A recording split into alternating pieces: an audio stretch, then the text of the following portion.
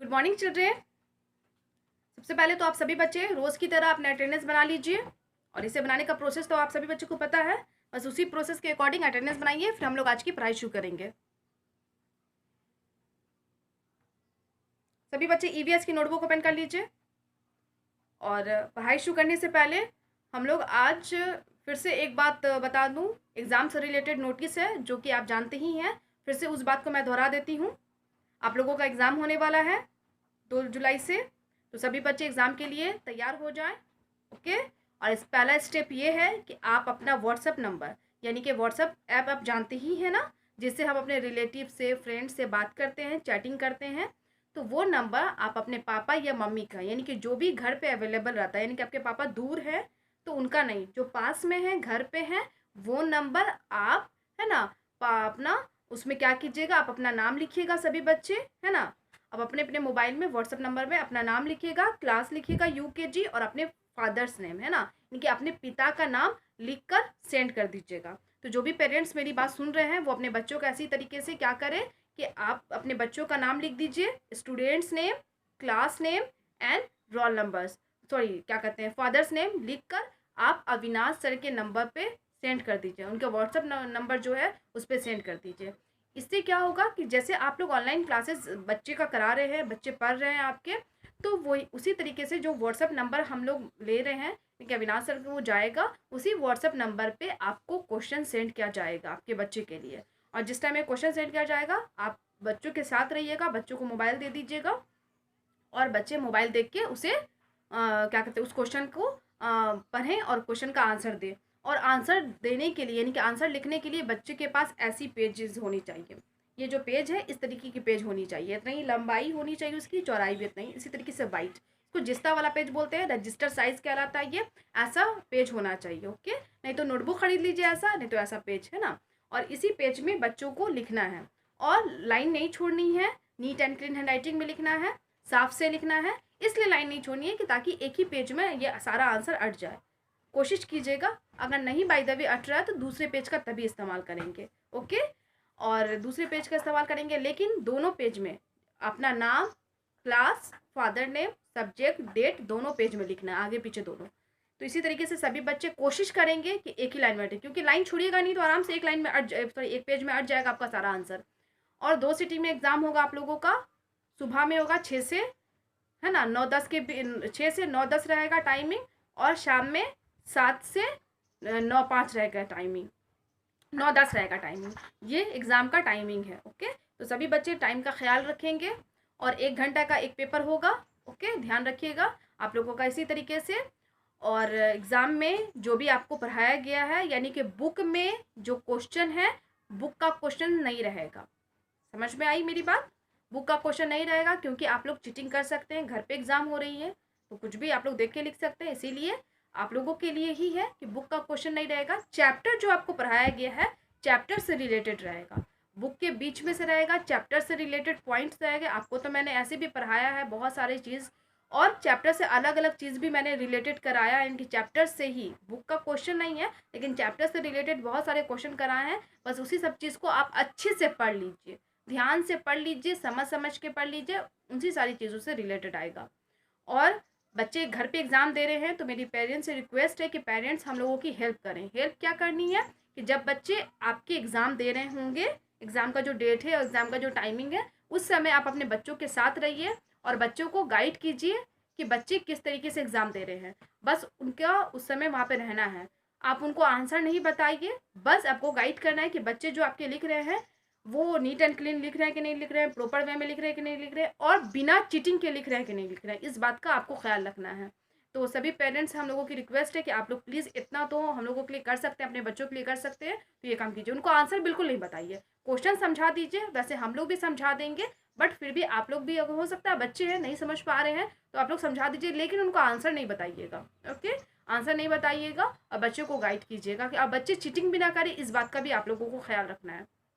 Okay. तो सभी बच्चे, जो भी मैंने नोटिस आप लोगों को दिया एग्जाम से रिलेटेड, आप ये सारे बात आप अपने रिलेटिव्स को, फ्रेंड्स को, जो भी आप जानते हैं, यानी कि आपके स्कूल में जो भी बच्चे पढ़ने वाले हैं, बहुत ऐसे बच्चे पढ़ने वाले हैं ना जो आपकी क्लास में हो या स्कूल में हो, जो हो सकता है वो आपके रिलेटिव्स हों या फिर आपके आस पड़ोस में रहने वाले लोग हों, है ना, या आपके घर ही में रहने वाले लोग हों, तो उन बच्चों को भी आप बता दीजिए कि ऑनलाइन क्लास करना मस्ट है और एग्ज़ाम में अपियर होना भी मस्ट है, इम्पॉर्टेंट है। तो एग्ज़ाम में अपियर रहने के लिए, प्रेजेंट रहने के लिए आपको ऑनलाइन क्लास भी करना होगा ना। जब तक आप पढ़िएगा नहीं, जानिएगा नहीं, तो आप कैसे एग्ज़ाम दीजिएगा। और एग्ज़ाम के लिए आपके पास जैसे आपको ऑनलाइन क्लास भी करना, जैसे आप क्लास करते हैं ना स्कूल में, उसी तरीके से क्लास करना भी इम्पॉर्टेंट है। दूसरी बात ये कि बुक्स भी होने इम्पॉर्टेंट है। तो बुक्स भी अगर आपके पास नहीं अवेलेबल है तो आप परचेस करवा लीजिए। बुक नहीं रहेगा तो आप पढ़िएगा कैसे, क्योंकि एग्जाम में तो बुक से ही रिलेटेड आता है ना, अलग से तो कोई एक्स्ट्रा क्वेश्चन नहीं रहता। सब आपके टॉपिक से, चैप्टर से रिलेटेड रहता है, आपकी बुक से रिलेटेड रहता है, इसीलिए आपके सिलेबस से रिलेटेड रहता है। उसके लिए आपको बुक्स होने बहुत इंपॉर्टेंट है। बुक्स भी रखिए, प्लस आप ऑनलाइन क्लास में प्रेजेंट भी रहिए। दूसरी बात ये कि एग्जाम में तो डेफिनेटली प्रेजेंट रहना है। तो जो भी बच्चे हम लोगों की वीडियो देख रहे हैं, पढ़ाई करते हैं ऑनलाइन क्लासेस, तो वो सारे बच्चे एक दूसरे बच्चे को ज़रूर इन्फॉर्म करते हैं, भले वो आपके क्लास के हो या आप नहीं हो। यानी कि आपके स्कूल में भी पढ़ते हो, आप उनको जानते हो किसी भी क्लास में, तो ज़रूर ये सारी बातें बता दीजिए। ओके, तो सभी बच्चे एग्जाम से रिलेटेड जो भी बातें हैं बता दीजिए दूसरों को। और फर्स्ट ऑफ ऑल तो अपना अपना नंबर, व्हाट्सअप वाला नंबर अविनाश सर को सेंड कर दीजिए। वही व्हाट्सअप नंबर वाला सेंड कीजिएगा जो नंबर घर पे हमेशा रहता है, जो व्हाट्सअप नंबर घर पे हमेशा रहता है, वो वाला। ओके, ये नहीं कि किसी और का भी सेंड कर दे, घर में रिलेटिव जो भी हैं। अब वो मोबाइल आपके पास नहीं उस वक्त रहेगा तो आप एग्जाम कैसे दीजिएगा। एग्जाम का कोई रूल रेगुलेशन है ना, टाइमिंग है ना। जैसे ही आपको इस पेज में देना होगा आंसर, क्वेश्चन जैसे आपके पास आएगा आप इस पेज में आंसर लिखना शुरू कर दीजिएगा। जैसे मान लीजिए सुबह 6 बजे से एग्जाम है, 6 से 7, 5 तक एग्जाम है। ओके, जैसे 6 से 7 एग्जाम है तो 1 घंटा का पेपर है, 1 घंटा में आपको लिखना है। अब आप लिख लीजिए, 7 बज गया, लिखना बंद कर दीजिए। पहला सब्जेक्ट, जो भी सब्जेक्ट का रूटीन रहेगा, रूटीन भी आपको दे दिया जाएगा। तो एग्ज़ाम है, तो जैसे कि आपको 6 से 7 के बीच एग्ज़ाम है, आपका 7 बजा, लिखना बंद कर दीजिए। आपको क्या करना है, जिस पेज में आप आंसर दिए उस पेज का अच्छा से क्लियर फोटो होना चाहिए, फोटो क्लिक कीजिए और फोटो क्लिक करके आपको उसी व्हाट्सएप नंबर पे जिससे क्वेश्चन आया उसी पे सेंड कर दीजिए। ये काम करना है, सेंड कर दीजिए ताकि हम तक पहुंच जाएगा और हम उसे चेक कर देंगे। तो सेंड करना है, ये काम आपको 5 मिनट के अंदर कर देना है। फिर 7-5 होगा, फिर दूसरे पेपर का क्वेश्चन चला जाएगा, उसी तरीके से 8-5 तक आपको लिखना है। फिर 5 मिनट दिए जाएंगे आपको फोटो सेंड करने के लिए। फिर 8-10 होगा तो आपको तीसरा पेपर का क्वेश्चन चला जाएगा। ओके, उसी तरीके से 8-10 से 9-10 तक आप लिखिएगा और 9-10 जैसे होगा लिखना बंद कीजिएगा, फोटो क्लिक कीजिएगा क्लियर। उसके बाद 9-15 तक आपको फोटो सेंड कर देना है। उसके बाद 9-15 के बाद आपको टाइम नहीं दिया जाएगा, उसके लिए भी एक लिमिट है, बस 5 मिनट के अंदर 5 मिनट दिया जाएगा फोटो सेंड करने के लिए। उसके बाद अगर आप सेंड किए नहीं किए वो आपकी रिस्पॉन्सिबिलिटी है, फिर वो कॉपी एक्सेप्ट नहीं की जाएगी, नंबर नहीं मिलेगा। ओके, इसीलिए कि आपको हर कॉपी के लिए, हर सब्जेक्ट के लिए 5 मिनट, 5-5 मिनट जस्ट एग्जाम के बाद ही दिए जाएंगे। उसी 5 मिनट में आपको फोटो क्लिक करके सेंड करना है। उसके बाद अगर आप चाहिएगा कि 9 बजे एग्जाम 9-10 में ख़त्म हुआ, आप 10 बजे कॉपी सेंड कीजिए या क्या कहते हैं 11 बजे, तो आपकी कॉपी को एक्सेप्ट नहीं किया जाएगा। यहाँ तक कि 9-20 में भी एक्सेप्ट नहीं किया जाएगा। 9-10 में एग्ज़ाम कंप्लीट हुआ, 9-15 तक हम लोगों के पास आपकी कॉपी की पेज की फ़ोटो आ जानी चाहिए जिस पेज में आप आंसर लिखे हैं। क्लियर? तो ये बातें सारे बच्चे एक दूसरे को बताते हैं। ये तो एग्ज़ाम से रिलेटेड बातें हुई। आइए अब हम अपनी पढ़ाई शुरू करते हैं। कल मैंने आपको ट्रांसपोर्ट से रिलेटेड एक्टिविटी दी थी, है ना। ट्रांसपोर्ट नेम दिया था, मैंने बताया था ट्रांसपोर्ट यानी कि गाड़ी के बारे में, कि जब हम कहीं जाते हैं एक जगह से दूसरी जगह, हमें यात्रा करना होता है, चाहे वो नज़दीक के इलाकों में या दूर के इलाकों में, यानी कि नज़दीक की जगहों में, दूर की जगहों में हम गाड़ी का इस्तेमाल करते हैं। पैदल भी जाते हैं लेकिन गाड़ी से जाते हैं, चाहे वो 2 व्हीलर्स हो, 3 व्हीलर्स हो, 4 व्हीलर्स हो, जो भी हो। बाई रोड जाते हैं, ज़्यादातर तो बाई रोड ही जाते हैं। बहुत ऐसे लोग हैं कि बाई वाटर, बाई एयर भी जाते हैं, यानी कि पानी द्वारा भी सफ़र करते हैं, हवा द्वारा भी। हवा में, और जैसे दूर के इलाकों में जाने को, दूर देश में जाना होता है तो हम प्लेन का सफ़र करते हैं ना, तो बाई एयर जाते हैं, प्लेन से जाते हैं, एरोप्लेन जिसको बोलते हैं। अब बाई वाटर जाना हुआ तो शिप, बोट, है ना, स्टीमर, इन सभी का, इनकी शिप दूर तक जाती है, बोट भी जाती है, नदी को पार करना होता है, कहीं पानी वाला इलाका होता है तो बाई वाटर जाना होता है तो हम बोट या शिप का इस्तेमाल करते हैं। इसी तरीके से मैंने कल 15 नेम्स लिखाए थे ट्रांसपोर्ट का, तो आज भी मैं उसी से रिलेटेड लिखाऊंगी, है ना, और 15 नेम्स लिखा दूंगी ताकि आपको कम से कम 30 तो आने ही चाहिए। मैंने बताया कि गाड़ी का जैसे ट्रांसपोर्ट का मोड होता है एयर, वाटर और लैंड, उसी तरीके से ट्रांसपोर्ट भी बहुत सारी चीज़ों के द्वारा चलती है। कुछ ऐसे होते हैं जो फ्यूल से चलते हैं, ईंधन से, जैसे पेट्रोल या डीजल से। कुछ को इंसान खुद चलाता है जैसे साइकिल, रिक्शा, और कुछ एनिमल्स द्वारा चलाए जाते हैं जैसे कार्ट, बुलोक कार्ट हुआ, हॉर्स कार्ट हुआ, कैमल कार्ट हुआ, यानी कि बैलगाड़ी हुआ, टमटम हुआ, और क्या कहते हैं ऊँट वाले इलाकों में जो होता है उसको भी ऊँट वाला गाड़ी बोलते हैं, वो हुआ। तो इन सारी चीज़ों से भी एनिमल द्वारा भी चलाया जाता है। तो आइए आज हम और भी कुछ नाम जानें। तो सबसे पहले आप लोग क्या कीजिएगा कि पेजेस आप लोग ओपन किए, नोटबुक ओपन किए हैं। अगर कल वाले पेज में 3 से ज़्यादा लाइन बची है तो उसी पेज में लिखिए, अगर उससे कम है तो उस पेज को छोड़ के न्यू पेज का इस्तेमाल कीजिए। और न्यू पेज वाले बच्चे डेट और हेडलाइन को, रिमेंबर को क्या करेंगे, लाइन के ऊपर लिखेंगे, है ना। और हेडिंग फर्स्ट लाइन में, हेडिंग क्या हो जाएगा, right the name of transport, TRANSPORTS, transport, है ना, right the name of transport.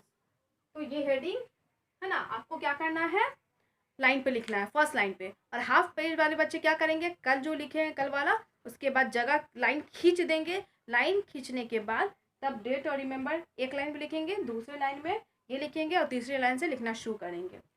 अब हम लिखना शुरू करते हैं, 1 2 ही डालेंगे, कल 15 आज भी 15। तो आज पहले लिखेंगे क्या, हेलीकॉप्टर, HELICOPTER,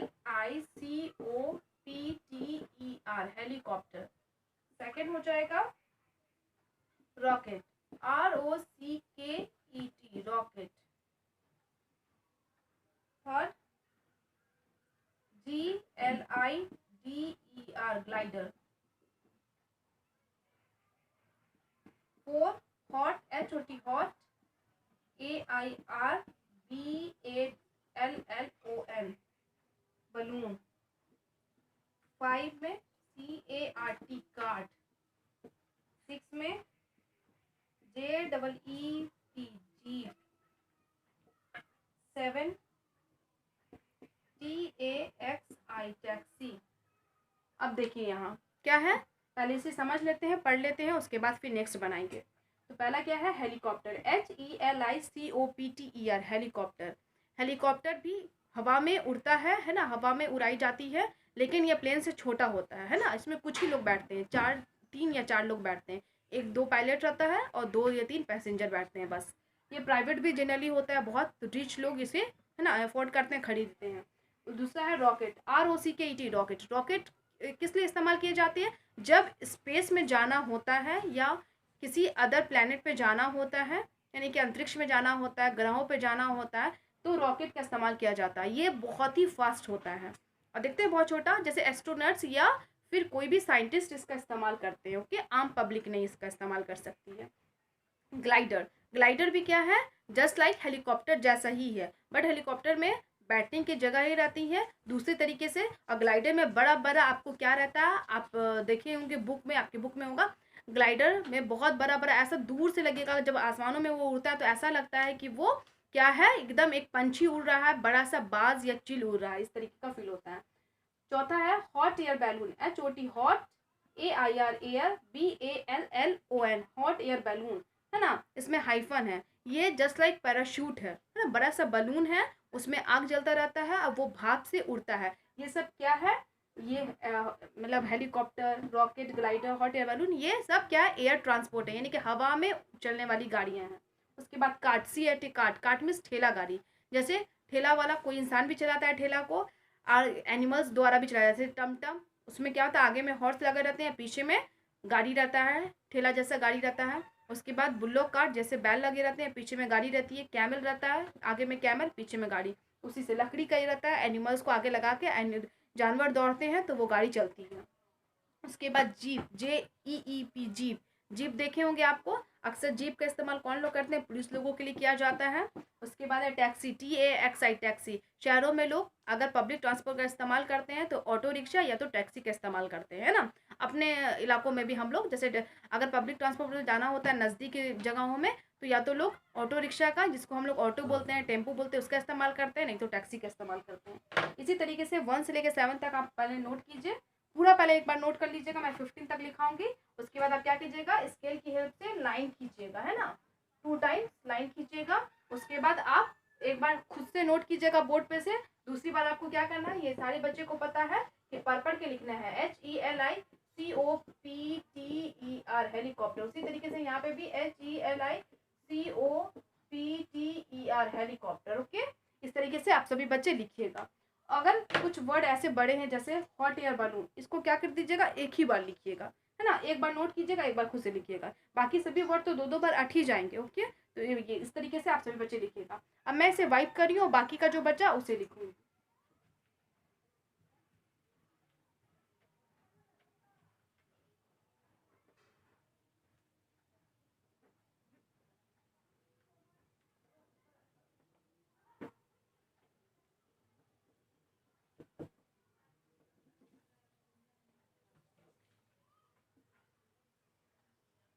हमारा 7 तक कंप्लीट हो गया। अब 8,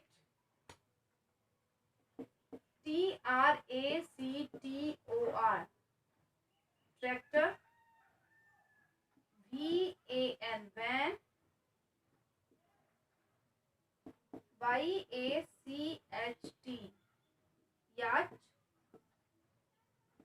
PARACHUTE parachute, TRICYCLE tricycle, 13, LORRY lorry,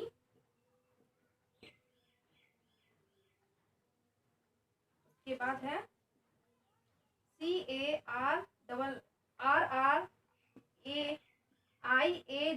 carriage, 15, AMBULANCE ambulance. Okay, इतने ही 15 रहने देते हैं। तो आप सभी बच्चे क्या कीजिएगा, इसी तरीके से पूरा आप लोग नोट कर लीजिएगा। ओके, 1 से लेके 15 तक पूरा पहले एक बार नोट कर लीजिएगा 1 टाइम, उसके बाद 2 टाइम्स लाइन खींचिएगा और लिखिएगा। पहले मैं इसे समझ लूँ, समझा देती हूँ, आप सभी बच्चे समझ लीजिए क्या है। 8 नंबर है ट्रैक्टर, TRACTOR ट्रैक्टर। ट्रैक्टर और ट्रक देखे होंगे ना, इन सभी में क्या होता है, सामान को लोड किया जाता है। ये लैंड ट्रांसपोर्ट है। ट्रैक्टर क्या होता है, जनरली बालू गिट्टी के लिए होता है, और ट्रक में बहुत ज़्यादा ही सामान को लोड किया जाता है, ये होते हैं। उसके बाद वैन, VAN वैन, है ना, ज़्यादातर स्कूल में ये गाड़ी चलती है, या लोग पब्लिक लोग भी रखते हैं, है ना, स्कूल में या हॉस्पिटल में इनका इस्तेमाल किया जाता है। उसके बाद है YACHT याच। याच भी एक बोट है, नाव है। तो बोट पे एक देखते होंगे, एक तिरंगा जैसा कपड़ा जैसा रहता है, उसको याच बोलते हैं। ये क्या है, वाटर ट्रांसपोर्ट है, पानी में चलने वाला है। उसके बाद है 11, PARACHUTE पैराशूट। पैराशूट भी कैसा है, हॉट एयर बलून बोलिए, पैराशूट उसी तरीके का है पैराशूट। ओके, पैराशूट से भी लोग क्या करते हैं, उड़ते हैं, लेकिन इसमें ज़्यादा लोग नहीं रहते हैं, हॉट एयर बलून में भी ज़्यादा लोग नहीं रहते हैं। ये क्या है, एयर ट्रांसपोर्ट है। उसके बाद है 12 नंबर ट्राईसाइकिल, TRICYCLE ट्राईसाइकिल। अब लेगा बाइसिकल सुना है, ट्राईसाइकिल नहीं। जैसे बाइसिकल में 2 चक्के होते हैं, 2 व्हील्स होते हैं, उसी तरीके से ट्राईसाइकिल में 3 व्हील्स होते हैं, पीछे 2 आगे 1। तो 2 हो गया ना, पीछे 2 जो रहता है छोटा छोटा रहता है, आगे 1 जो रहता है काफ़ी बड़ा रहता है, तो ट्राईसाइकिल है। जनरली क्या होता है, बच्चे उस पर बस पैर रखे रहते हैं और पैर रख के चलाते हैं, और उस पर सीट भी रहती है, लेकिन बस सिंगल रहती है। उसके बाद क्या है 13 में lorry, LORRY lorry. Lorry means क्या होता है, हम लोग जिसको क्या कहते हैं यहाँ पिकअप बोलते हैं। पिकअप जैसा रहता है, छोटा सा ट्रक के जैसा रहता है, एकदम ट्रक जैसा बनाता है, आगे में टेम्पू जैसा रहता है, ऑटो जैसा रहता है, आगे में ड्राइवर बैठने का, है ना, और मतलब वो 3 व्हीलर होते हैं लॉरी। 4 व्हीलर भी रहते हैं, लेकिन जनरली 3 व्हीलर रहते हैं। तो उसमें क्या होता है, सामान को ढोया जाता है, घर से राशन का सामान रहे या कुछ भी छोटा मोटा सामान, ऐसा सामान जो उसमें एडजस्ट हो सके, उस तरीके का रहता है। उसके बाद है CARRIAGE कैरेज। कैरेज क्या होता है, रथ जिसको बोलते हैं, बहुत ही सुंदर होता है। और अभी भी जाइए तो अभी भी बहुत ऐसे शहरों में आपको कैरेज देखने को मिलेगा। ये रॉयल टाइप का रहता है ना, रथ रहता है, लोग इसमें बैठते हैं। इसमें भी घोड़ा आगे में रहता है, या किसी किसी में क्या कहते हैं, गाड़ी भी इंजन भी लगी रहती है, लेकिन जनरली घोड़ा रहता है, और उस पर लोग पीछे बैठने का जगह बना रहता है, चाहे वो ओपन रहे या पूरा बंद रहे, इस तरीके का। उसके बाद है 15 एम्बुलेंस, AMBULANCE एम्बुलेंस। एम्बुलेंस एक गाड़ी है जिसपे मरीज, पेशेंट जो चलने फिरने के लायक नहीं होते हैं, उनको हॉस्पिटल से घर और घर से हॉस्पिटल लाया जाता है ना। तो ये भी एक ट्रांसपोर्ट ही है, लेकिन लैंड ट्रांसपोर्ट है। इसमें भी आपको पता चल गया है कि कुछ गाड़ी ऐसी है जो ज़मीन पे चलती है, सड़क पे चलती है, कुछ गाड़ी पानी में चलती है, पानी के ऊपर, यानी कि और कुछ गाड़ी हवा में उड़ती है। इस तरीके से आपको पता चल गया। और कुछ गाड़ी को इंसान खुद से चलाते हैं, जैसे साइकिल, ट्राईसाइकिल, है ना, रिक्शा। कुछ गाड़ी को फ्यूल के द्वारा चलता है, जैसे पेट्रोल से, डीजल से। और कुछ गाड़ी ऐसी होती है जो इंसान जानवरों के द्वारा चलाया जाता है। ये तो समझ में आ गया, हो गया ना। तो ये सारी है। तो आप सभी बच्चे क्या कीजिएगा, 1 टाइम खुद से नोट कीजिएगा, 2 टाइम्स आप क्या कीजिएगा, लाइन खींचिएगा। ओके, इस तरीके से लाइन खींच के आपको ट्रैक्टर ट्रैक्टर इस तरीके से लिखना है, उसी तरीके से आप लिखिएगा। और आपका होमवर्क क्या है, do and remember from notebook. Notebook में लिखो और नोटबुक से याद करो, ये आपका होमवर्क है। ओके, सभी बच्चे ध्यान से इस चीज़ को कीजिएगा। और अब मैं क्लास को यहीं पे स्टॉप कर रही हूँ, और स्टॉप करने के समय मैं डेली एक गुड हैबिट टिप देती हूँ, और आप सभी बच्चे इस बात को जानते भी हैं, फॉलो भी करते हैं। और जो भी गुड हैबिट टिप मैं दे चुकी हूँ, बस उसी को फिर से रिपीट कर रही हूँ ताकि आपको ध्यान में रहे। तो आज का गुड हैबिट टिप है, स्टेइंग हेल्दी के लिए, स्वस्थ रहने के लिए है, कि ब्रश योर टीथ ट्वाइस, है ना, डेली।